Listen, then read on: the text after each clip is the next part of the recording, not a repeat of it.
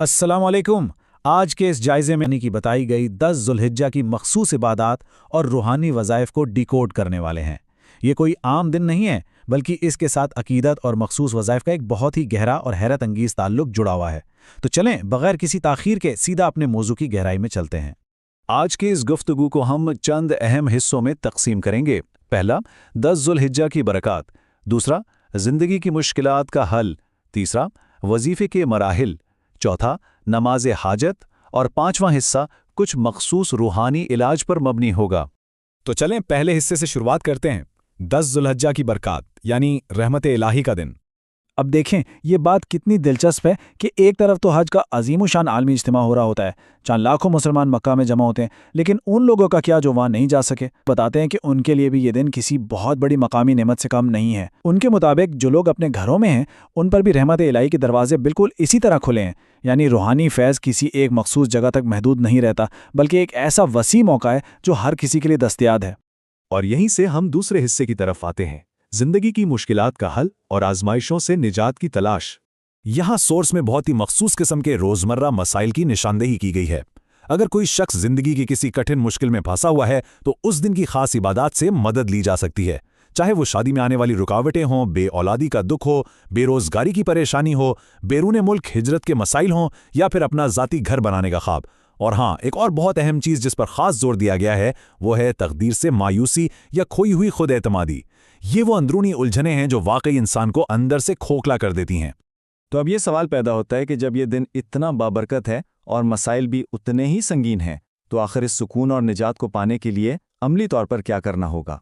इसके जवाब के लिए हम तीसरे हिस्से को देखते हैं, वजीफ़े के मराहिल यानी नमाज से पहले की इबादत।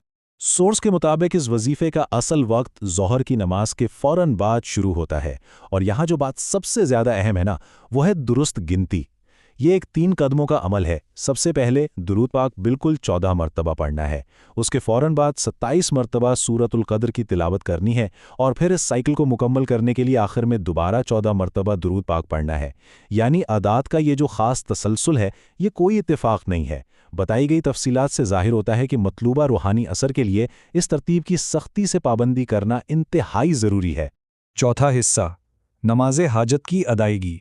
ज़रूरत की 2 रकात नमाज। इस वजीफ़े के बाद एक ख़ास 2 रकात नमाज हाजत पढ़नी है।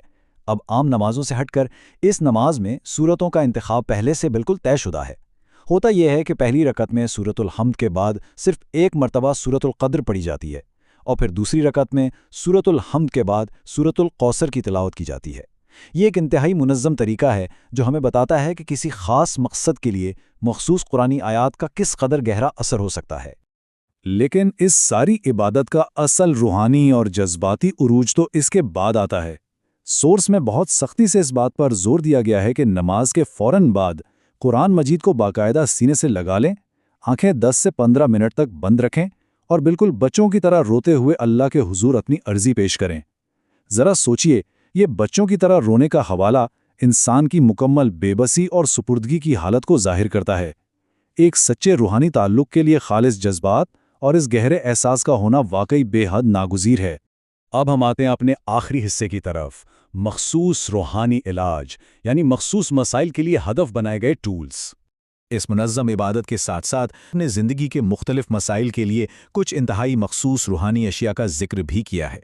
मिसाल के तौर पर अगर शादी में रुकावट है तो लोहे कौसर तजवीज़ की गई है। बेऔलादी का मसला है तो मन्नत की बालियां या लोहे वारिस का इस्तेमाल बताया गया है। और अगर कोई बदकिस्मती या मायूसी का शिकार है तो इसके लिए इसमें आज़म, दौलत वाली अंगूठी या लोहे तकदीर पर जोर दिया गया है। ख़ास हिदायत यह है कि इन अशिया को 10 ज़ुल्हिज्जा से पहले हासिल किया जाए और फिर ख़ास दुआओं के साथ दम करके इस्तेमाल किया जाए। ये रूहानी अक़ीदत को मखसूस मादी अशिया के साथ जोड़ने का एक इंतहाई प्रैक्टिकल पहलू है। ये सारी तफसील जानने के बाद जहन में एक बहुत ही गहरा सवाल उभरता है कि जब ज़िंदगी के तूफ़ान सब कुछ तहोबाला कर रहे हों तो क्या इस तरह की कदम ब कदम और दुरुस्त रूहानी मश्क इंसान के लिए एक ख़त्मी सहारा बन सकती है? ये वाकई गौर करने की बात है कि इंसान अपनी टूटी हुई उम्मीदों को जोड़ने के लिए एक तरफ तो आंखें बंद करके बच्चों की तरह गिरियाओ जारी करता है और दूसरी तरफ कती और अददी रूहानी तरीकों का सहारा लेता है। ये दिन सिर्फ कैलेंडर की एक तारीख नहीं है, बल्कि मुश्किल वक्त में उम्मीद की एक मुकम्मल और मुनज़्ज़म रूहानी लाइफलाइन की हैसियत रखता है।